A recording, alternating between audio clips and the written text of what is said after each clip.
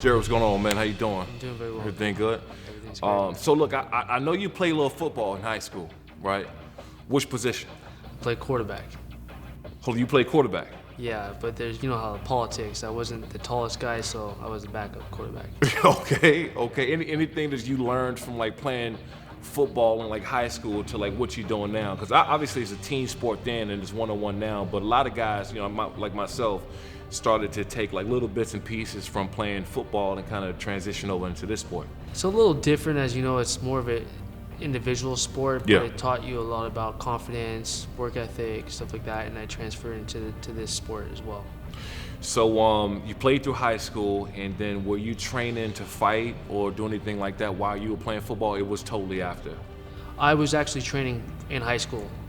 You were? Just learning, you know, how to defend myself, and just took one fight at a time. Okay.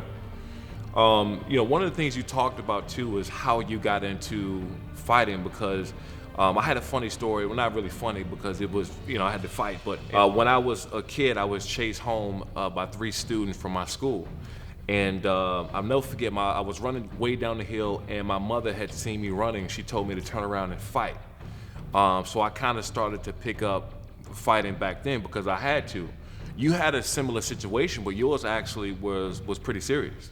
Yeah, it was pretty serious. You know, I was 16 years old. I had a little scuffle in high school with one individual, and he didn't like the outcome. And a month later, him and his brothers got all his friends, about 12 guys, and they jumped me in front of the AMC in Woodland Hills. And it was about the worst experience I ever had in my life. You had like 50 people watching. People from the crowd were jumping and helping them.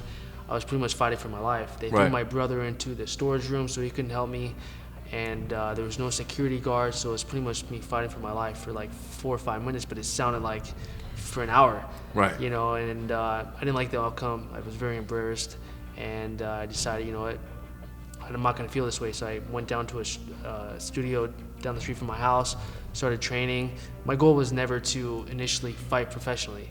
My goal was to fight them all individually, I guess. You know what I mean? Get them back. Right. You know?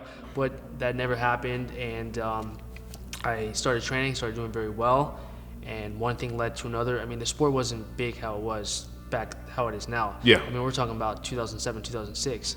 I made my professional debut at 2008, won a couple fights. I started at 155, and I'm like, let's run with it. Let's go to the UFC. So I made the UFC when I was 23 years old, and now we're here. So that moment when you were jumped and you were embarrassed, from that point on, you was like, man, this not ever happened to me again. You had a different approach, your mentality changed. 100%. And now to this day, all the guys that jump me, they say, hey, we're rooting for you. We see you on TV. One guy saw me at a red light, say, are you Jared Papazian? I'm like, yeah, I knew exactly who he was. And, you know, I was just like shaking. I'm like, this is my shot. I'm like, nah, you know, it's like. You didn't want any get back there. Exactly. And so I'm like, you know what, it's cool. We were at a red light. He was in the passenger seat with some chick. And we were at like 1 o'clock in the morning. And I'm like, yeah, I'm Jared. I'm like, yeah, do you know who I am? I'm like, yeah, I know who you are. And he shook his hand. He's like, hey, I'm sorry for everything that happened between us. We were kids. I'm like, hey, I have no animosity towards you at all. You made me who I am today, and I wouldn't be here if it wasn't for what happened. And it taught me a lot about myself. Yeah. So it's all good. No doubt. Yeah. You say when you started out, you started at 155. Now that's heavier, right? Yeah. I started at 155. I didn't know anything about the weight cuts. I mean, the sport was so new. Right. And there wasn't any 45 or 35 class at the time. So I started at 55. And then I won a couple fights. And I started learning what exactly was going on. I'm fighting these heavier dudes. I can't, you know, then I started dropping and really learning how to drop the weight. And what advantages what disadvantages did you have when you started out at that weight, and what advantages you have now because you already fought at that weight before? I think experience. Now I have a lot of experience. I have over 40 professional fights with kickboxing, boxing, MMA, and I think I just have a lot of cage and ring time and the experience, of course. One of the things I wanted to touch on too, is I actually know a lot about you. I know that you do a lot more outside of the cage now, right? You got a business going on, you got some real estate you into. So tell me about the other stuff you're into. Yes, 2 years ago I got my real estate license. After my last loss, I got my license. I decided I wanted to do commercial real estate. I love real estate. My dad's a big owner. He's taught me a lot, and I decided, let's get my license. And I work with Colliers International. We're the second largest commercial brokerage in the world, and I'm doing very well. So how in the hell did you find time, right? Because I know the company and I know what it takes to get to that level. How do you find time to balance the two? Yeah, absolutely. And the time is, it's not 9 to 5. I mean, I'm working from 7:30. I don't leave the office till 7 o'clock. First 2 years, I took time off to focus specifically in real estate. Now I'll be able to build business, build relationships. Now things are going well, and now I'm able to balance that and able to find time for training and able to take a fight. And I'm very blessed to be with this company. My mentor that I'm working with underneath is Reza Gubati. I'm very happy to be with them.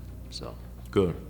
And you said I guess the pressure has been taken off, right? The pressure's different now that you're still fighting, you're still passionate, you want to do it, but the pressure's different now because you have other things kind of backing you up where it's changed. Yeah, absolutely. And the pressure has completely gone away now. Now it's like, before I was relying to go back to UFC and try to make it as a living.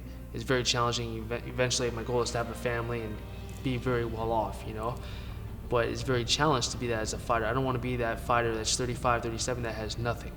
And there's a lot of fighters that have that. Right. They just have a gym or, they're happy with that. That's not enough for me. For me, I want more, much more. And I decided, after my last loss, I think it's a blessing in disguise that I lost. I'm very happy. Right. At the time, I didn't think so because I was devastated. I didn't go to UFC, but I'm in a better position in my life now because I have a great career. I'm doing very well, and it's growing. And this is setting me up for life, fighting I can't. Right. So you got AJ, right? July 6th. How much do you know about him? AJ is a very tough opponent. I've seen him fight quite a few times.